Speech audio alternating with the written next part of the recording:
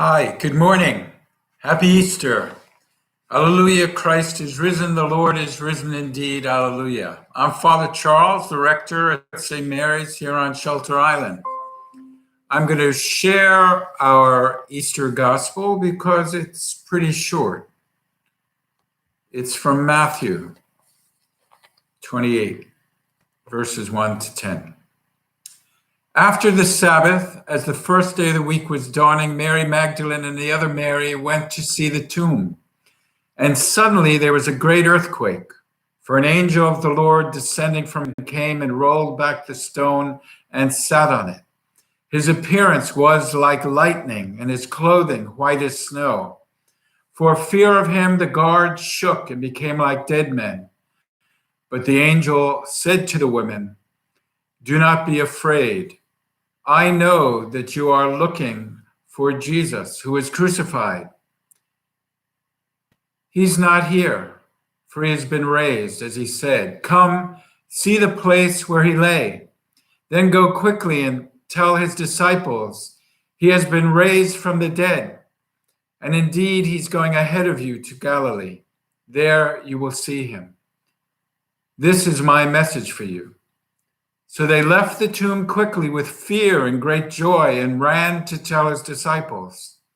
Suddenly, Jesus met them and said, "Greetings." And they came to him, took hold of his feet, and worshiped him. Then Jesus said to them, "Do not be afraid. Go and tell my brothers to go to Galilee. There they will see me." That's the Easter Gospel of the Lord. There are two encounters in this gospel passage, two appearances in this Easter Gospel: the angel and Jesus. And strangely, they couldn't be more different. And they're also the opposite of what we would expect, or maybe even what we want. The angel, listen to this. There was a great earthquake, for an angel of the Lord descending from heaven came and rolled back the stone. His appearance was like lightning, and his clothing white as snow. For fear of him, the soldiers fell to the ground like dead men. And then there's Jesus. They left the tomb and ran to tell his disciples. Suddenly, Jesus met them and said, "Greetings." And they came to him, took hold of his feet, and worshiped him. Jesus' appearance is almost like an afterthought.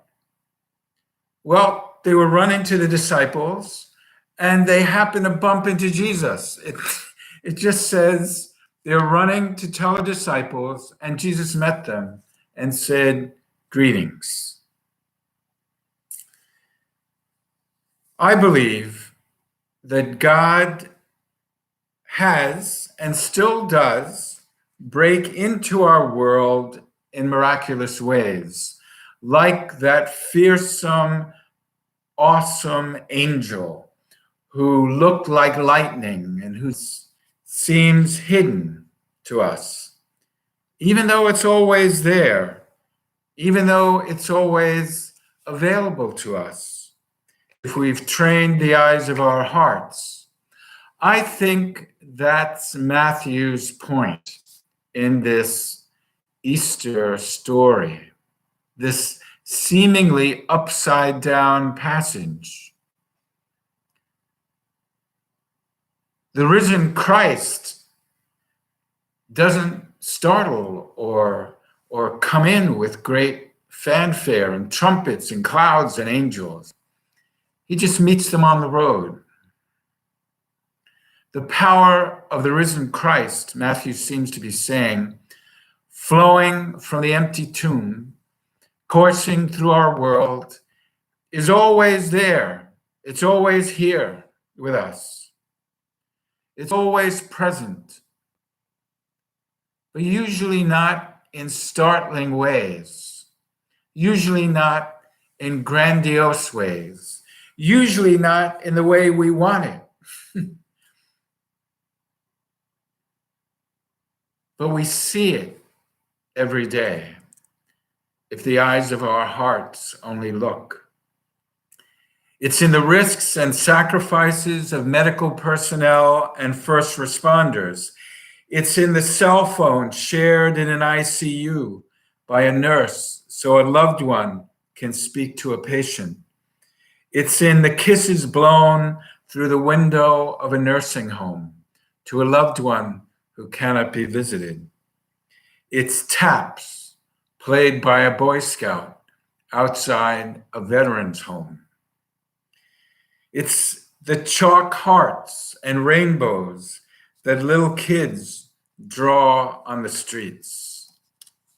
Yeah, this is all sounds kind of trite and cliched, but it doesn't make it any less true. And we can feel it in our bones that it is true. So, like the women rushing to Jesus and rushing to tell the disciples of Jesus, we encounter him, we meet him. And it's interesting that Matthew is also saying that the risen Christ, maybe he didn't know the disciples, those men, those big burly fishermen were locked in that room and afraid that they weren't ready for him, that he revealed himself on that road. He met the women on that road first, and that the disciples had to rely on those first believers in the resurrection and on their word.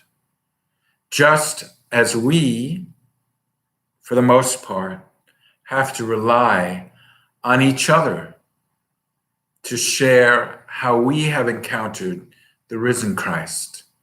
And in all those many little ways that we see and those signs of hope we see in the middle of the pandemic, we encounter him just as surely as those women encountered him on the road to Jerusalem.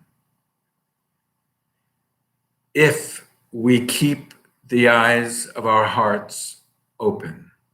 So, for today, try to see in that deep way throughout the coming weeks of this crisis. See in that deep way with the eyes of your heart. For today, you will encounter Christ's resurrection. You will. Will you see it? Alleluia, Christos anesti. The Lord is truly risen. He is risen indeed. Alleluia. May God bless you.